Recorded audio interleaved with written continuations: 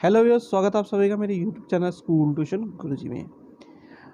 बच्चों, आप सभी के पेपर अब आने वाले हैं। 5 तारीख को आपका मैथ्स का पेपर है। होपफुली साइंस का भी जल्दी आने वाला है। तो अब बात आज हम करने वाले हैं एक स्पेसिफिक टॉपिक पे कि लास्ट मिनट स्ट्रेटजी क्या हो ताकि आप अच्छे नंबरों से पास हो सकें। तो थोड़ा सा टर्म 2 के सिलेबस को वापस से एक बार रिव्यू कर लेते हैं। टर्म 2 के अगर सिलेबस की बात करें तो टर्म 2 में हमारे पास 4, 5, 8, 9, 12, 13 और 15 चैप्टर हमारे कोर्स में है। अगर बेसिकली बात करें तो बड़े बड़े चैप्टर्स में जो कि 5 मार्क्स के आपको एज इट इज़ नंबर दिला सकते हैं, उसमें है आपका चैप्टर नंबर 15। 4 और 5 दोनों के दोनों 5 नंबर्स के हैं। फिर उसके बाद जो बायो का पार्ट है, बायो के पार्ट में अगर बात करें तो एक 6 नंबर का और दूसरा 7 नंबर का, जो कि सारे के सारे मॉडरेट है, आप लोगों को ईजीली याद हो सकते हैं और ईजीली समझ सकते हैं। बात करें इफेक्ट ऑफ करंट की, तो इफेक्ट ऑफ करंट बहुत से बच्चों को थोड़ा सा डिफ़िकल्टी होती है पढ़ने समझने में।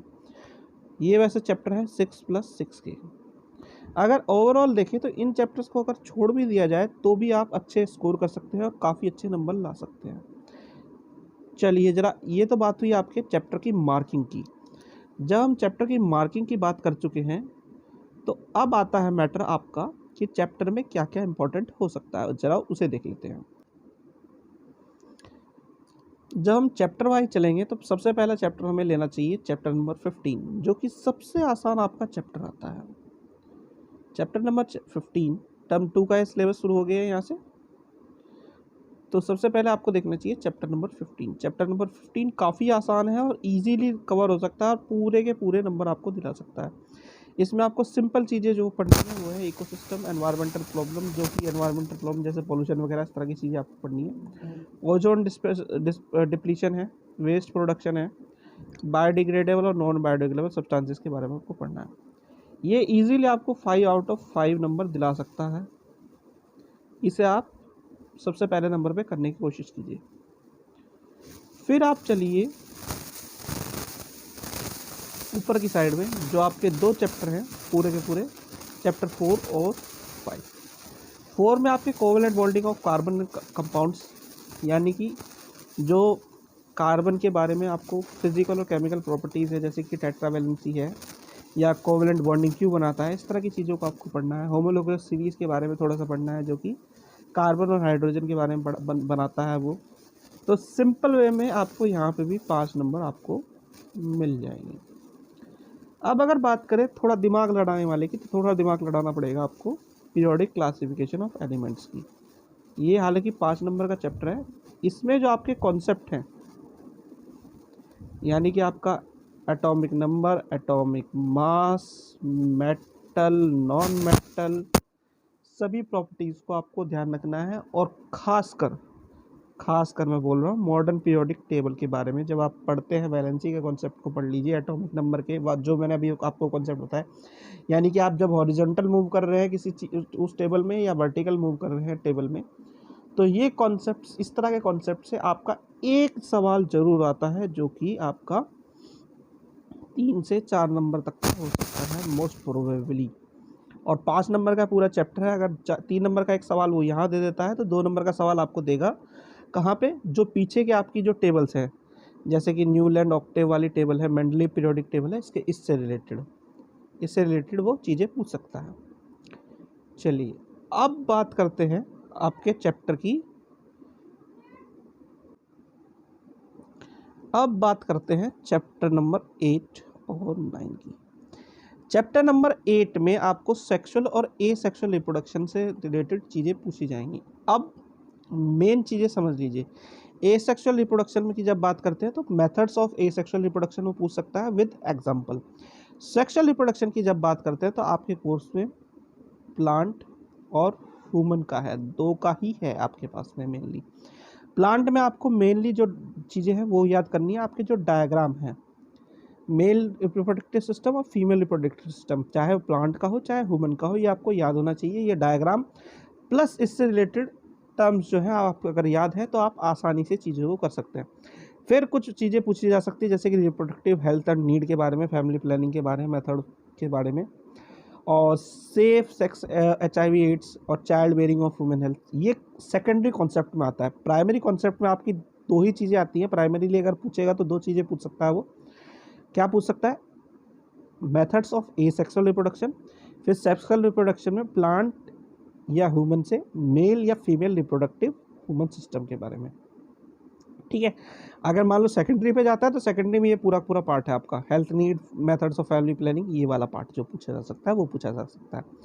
फिर है हेरिडिटी एंड इवोल्यूशन के बारे में। हेरिडिटी और इवोल्यूशन के बारे में जब बात कर रहे हैं तो ये तो चैप्टर आपका सीधे सीधे 7 नंबर का, इसलिए मैंने बताया है कि इसमें कई चीज़ें हैं जो वो पूछ सकता है। अगर सिंपल वे में पूछने में आया तो dihybrid cross, monohybrid cross पूछेगा आपसे। मेनली जो आपके सैम्पल पेपर हैं अगर आप देखेंगे तो सैम्पल पेपर में मोनो हाइब्रिड क्रॉस और डाई हाइब्रिड क्रॉस आपको दिखाए हुए हैं, और वो पूछता है अगर वो सिंपल वे में पूछ रहा है तो। दूसरी चीज़ पूछ सकता है लॉज ऑफ इनहेरिटेंस के बारे में जो मेंडल ने दी है वो पूछ सकता है। एक छोटा सा आपका फिगर आता है सेक्स डिटर्मिनेशन का, आपको अगर याद हो तो XX और XY के बारे में कैसे सेक्स डिटर्मिनेशन करते हैं ह्यूमंस में, तो वो पूछ सकता है आपसे। तो ये बेसिक चीज़ें वो पूछ सकता है आपसे। अब बात आती है थोड़ा सा दिमाग लड़ाने वाली, यानी कि आपका जो चैप्टर नंबर 12 है और 13 है। 12 और 13 कोई हवा चैप्टर नहीं है, सिंपल चैप्टर है। लेकिन अगर आपको अभी समझ में नहीं आ रहे हैं, यानी लास्ट मोमेंट पर आप समझ में नहीं आ रहे हैं, तो इसमें से सिर्फ और सिर्फ उतना पढ़ने की कोशिश कीजिएगा जितना आपको समझ में आ रहा है, बाकी चीज़ों को गड़बड़ मत कीजिएगा। यानी कि आपके जो 4, 5, 8, 9 चैप्टर है, 15 चैप्टर है, उन्हें आप पक्का कर लीजिए। 12 और 13 में से उतना ही पढ़िए जितना आप समझ सकते हैं, वरना आपके जो अच्छे चैप्टर, स्कोरिंग चैप्टर है, वो भी छूट जाएंगे। तो अब इसमें से आप क्या क्या पढ़ सकते हैं? सिंपल अगर पढ़ना चाहें तो ओम्स लॉ पढ़ सकते हैं, कॉम्बिनेशन में पैरेलल और सीरीज पढ़ सकते हैं, heating effect of current, daily application में क्या होता है, इलेक्ट्रिक पावर जो आप पहले पढ़ चुके हैं, इलेक्ट्रिक पावर पढ़ सकते हैं।